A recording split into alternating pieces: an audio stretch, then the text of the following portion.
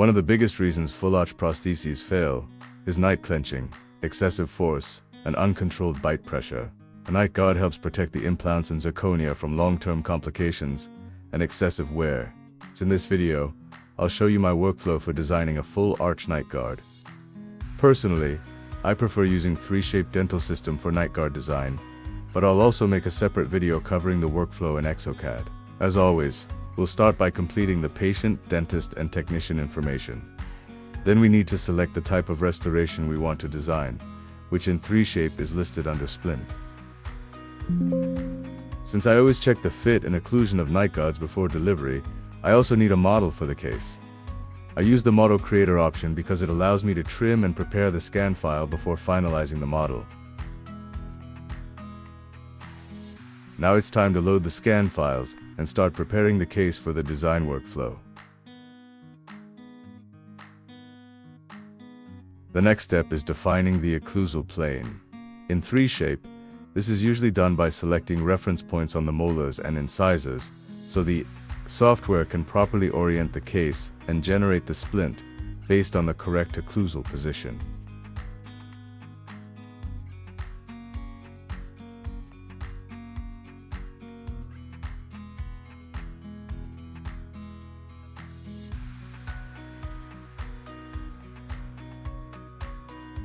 The next step is the bite configuration. Here we define the occlusal relationship and create enough vertical space for the splint material and proper occlusal function. For most night guards, I usually keep the opening between 1.2 to 2 mm, depending on the case material thickness and the amount of clearance needed.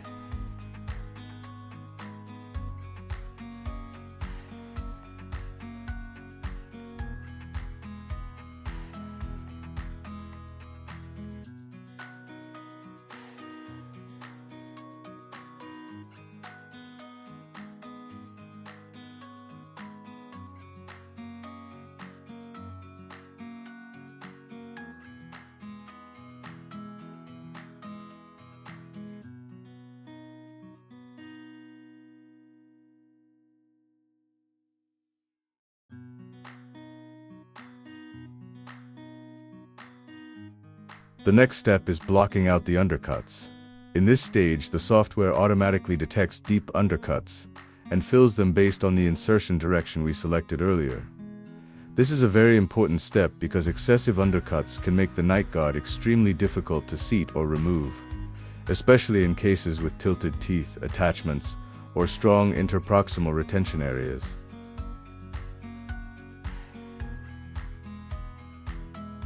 With AllOnX cases, however, we usually don't have many undercut issues. The main challenge is actually the opposite. The prosthesis surfaces are often very smooth, so we don't get a lot of natural retention. That's why selecting the proper insertion direction is very important, because we can use it to create better retention and improve the overall stability of the night guard.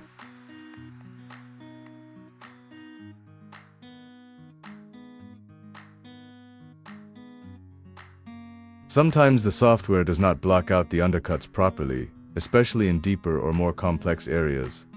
So we may need to manually adjust and fill them ourselves to achieve a better insertion path and fit.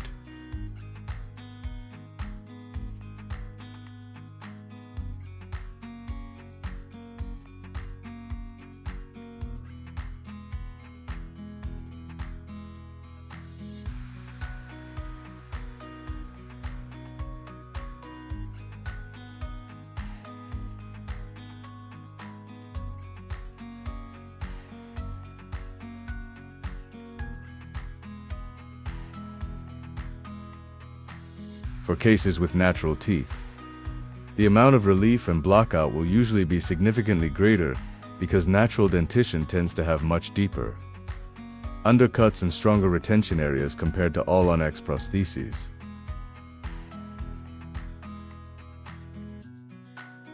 The next step is defining the outline of the night guard.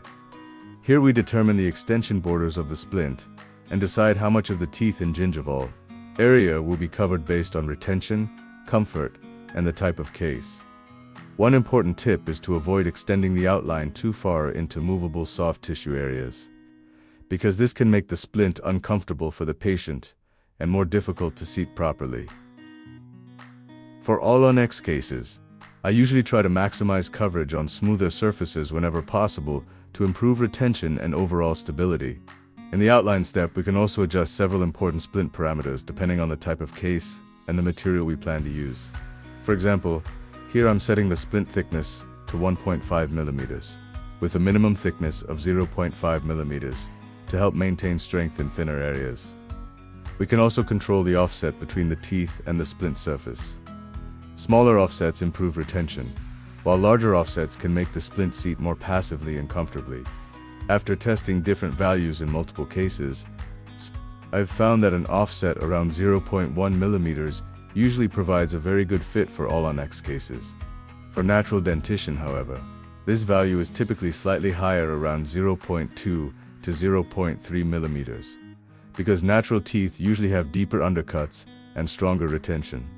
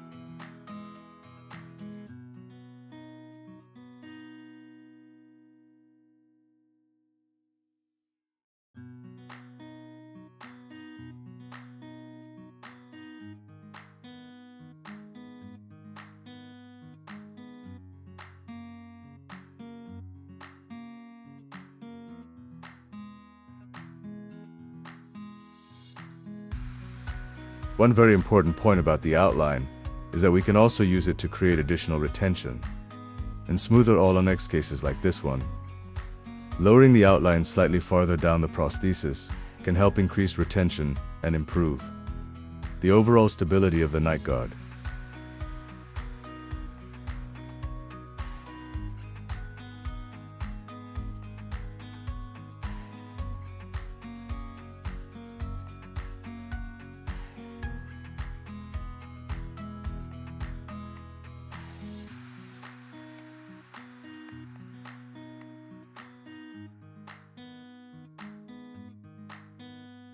Another important thing during the outline step is making sure the borders are smooth and balanced on both sides.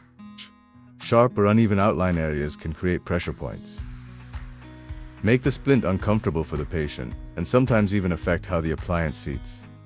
I also try to avoid making the outline unnecessarily long in posterior areas, especially around movable soft tissue, because this can reduce patient comfort and make adaptation more difficult.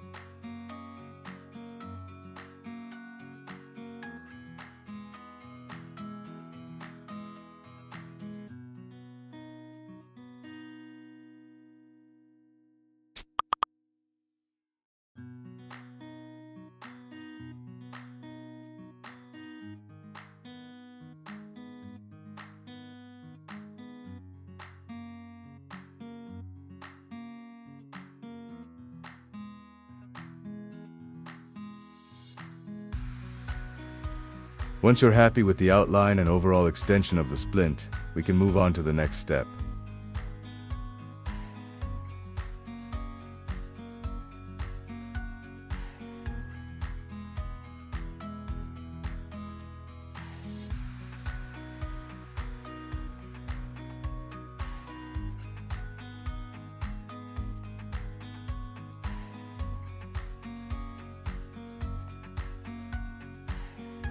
The next step is defining the outer surface of the splint.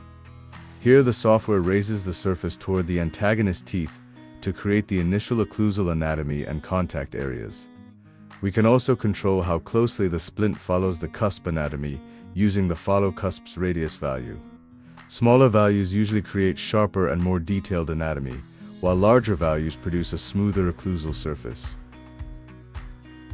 In this stage, we can also simulate articulator movements and check excursive contacts to help achieve a more balanced occlusion before finalizing the design.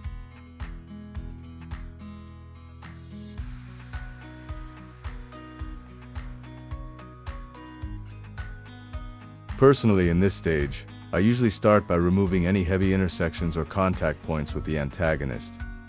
Then I check the minimum thickness of the splint and continue adjusting the surface until I'm confident that I still have enough material thickness while avoiding unwanted collisions with the opposing arch. This balancing process is very important because if the splint becomes too thin, it may fracture more easily, but if the contacts are too heavy, the appliance may not seat properly or can create uncomfortable occlusion for the patient.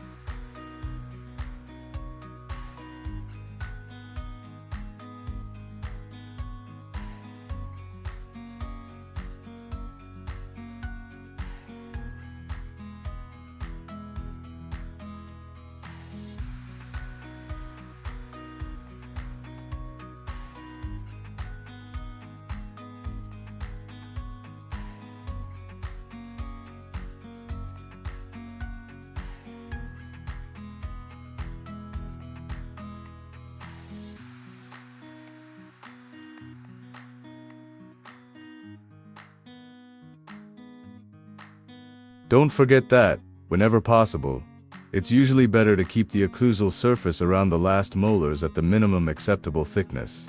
This helps reduce excessive posterior bite opening, improves patient comfort, and can make adaptation to the night guard much easier. The same concept also applies to the palatal area.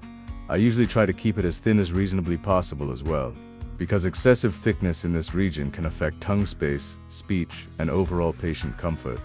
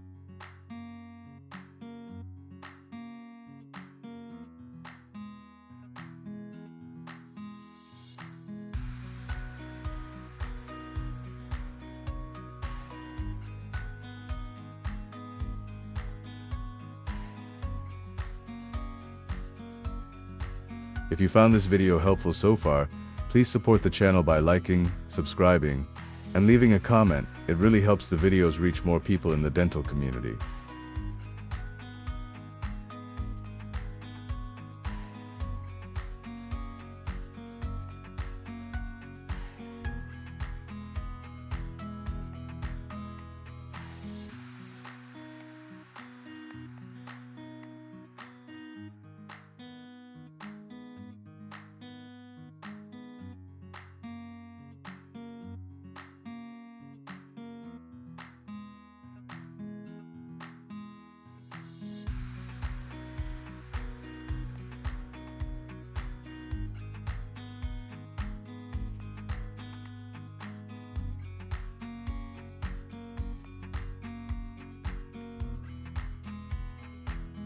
Another important thing to keep in mind is avoiding sharp occlusal anatomy or very deep grooves on the splint surface whenever possible. Smoother anatomy usually distributes forces more evenly, reduces stress concentration, and makes the appliance more comfortable for the patient during function and parafunctional movements.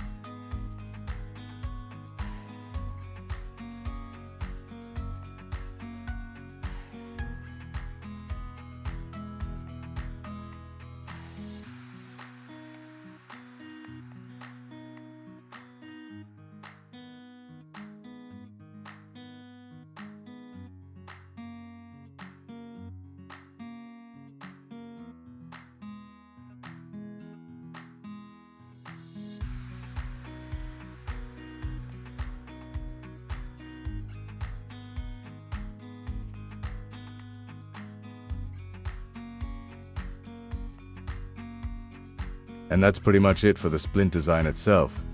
Once you're happy with the fit, occlusion, thickness, and overall anatomy, we can move on to the model creation step and prepare everything for manufacturing, which I'll cover that in another dedicated video.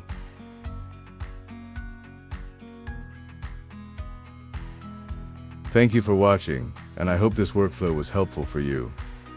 If you'd like to see more content about AllOnX workflows, digital dentistry, Exocad, 3Shape, and advanced full arch design, make sure to subscribe and follow the channel.